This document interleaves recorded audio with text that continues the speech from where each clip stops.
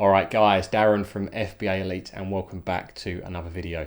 So this week I have been speaking to my supplier about placing a reasonably large order to cover Q4 and also the first part of 2021, especially January, as for the past 2 years January has actually been a bigger month for sales for me than both November and December have been. So I want to ensure that I've got enough stock in January this year because the last 2 years I have run a bit low as we've moved towards the end of January.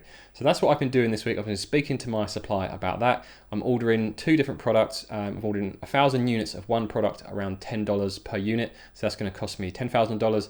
And I'm ordering 750 of another product at around $7 per unit. So I think that's $5,250. So just over $15,000 in total I'm investing at this point. And then when those products arrive at UK ports in probably 8 to 10 weeks, then I'll be paying customs duty and VAT on that. So my overall investment is even greater than kind of what the headline figure on the thumbnail suggests. Now I will be able to claim back the VAT on that as I am VAT registered, but I'll still have to find that money up front and manage it as part of my cash flow. So with that in mind, there are 4 things that I want to discuss with you guys in this week's video. The first thing that I want to take a look at is timescales. Now, if you're thinking about starting an Amazon FBA business and looking at sea shipping, hopefully you're going to find this really useful, as I'm going to give you some real timescales as to how long it takes from when you place an order with a manufacturer to when that order gets delivered and passed through to inventory available for sale at Amazon. Hopefully you guys are going to find that useful. I'm also going to take a look at how long until you actually start to see a return on your investment, because if you're using sea shipping, you can have money outlaid for kind of 4 to 5 months before you start to see any returns. I also want to take a look at when I reorder stock to give you guys an idea of how my mind works when I'm planning to reorder stock. You know, at what point do I reorder stock? And it's going to be really interesting in this video, as I've currently got orders that are still on their way and I'm ordering new inventory at the moment. But I'll come back to that in the moment. And then finally, I'm going to take a look at IPI and inventory management, especially with regards to the ASIN level restrictions that have been implemented, along with the fact that I am below the IPI threshold. How am I going to be managing that? Am I going to be using a third-party storage facility? I'm going to come back to that at the end of this video. So the first thing that I want to take a look at, and that is timescales. How long does it take from when you place an order with your manufacturer to when it arrives at an Amazon fulfillment center ready for sale? So at the moment we are on August the 21st, 2020, and I've confirmed that orders this morning, and there is an approximate lead time of around 30 days.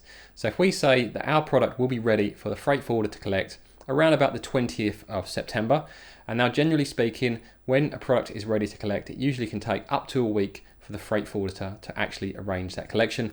Then there's often another week or so on top of that between the product being collected to a boat being ready to depart from China. So when the manufacturing process is completed, there's a 1 to 2 week total delay between it being collected and it departing on a boat.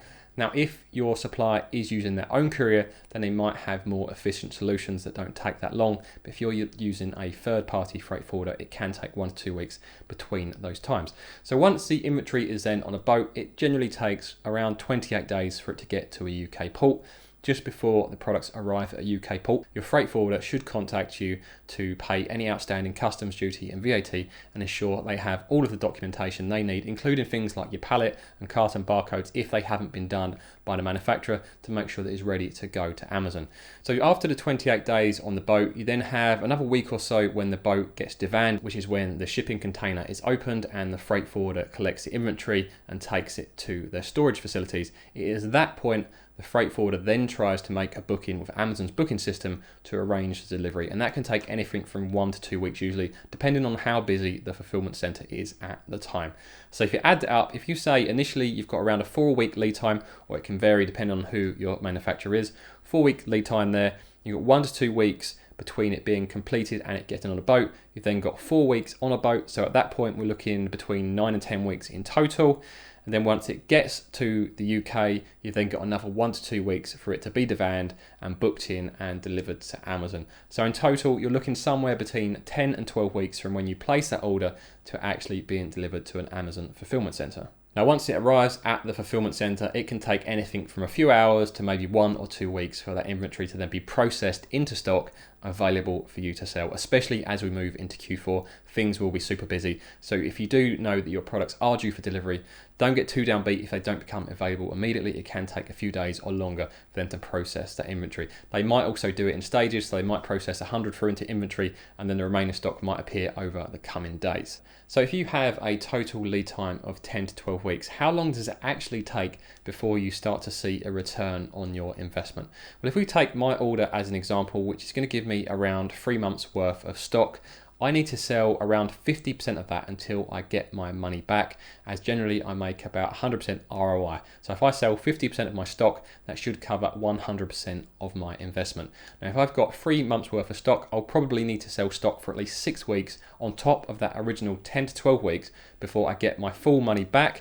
And then at that point, that's when I start to make some profit. So when you are investing with Amazon FBA and you are using sea shipped products, it can take quite a while to see some return on that investment. So I know at the moment, the investment I make today in August 2020, I probably won't start actually making good profit on until we get to January 2021. So hopefully that gives you guys a realistic idea of what to expect if you're working with sea shipped products. Now, if you're using air freight, obviously the timescales are much shorter. And if you guys want me to run through an example of that at some point, just let me know in the comments below. The other thing that I said I would discuss is when I actually reorder stock. What is the right time to reorder stock to ensure you don't have too much surplus and also to avoid going out of stock?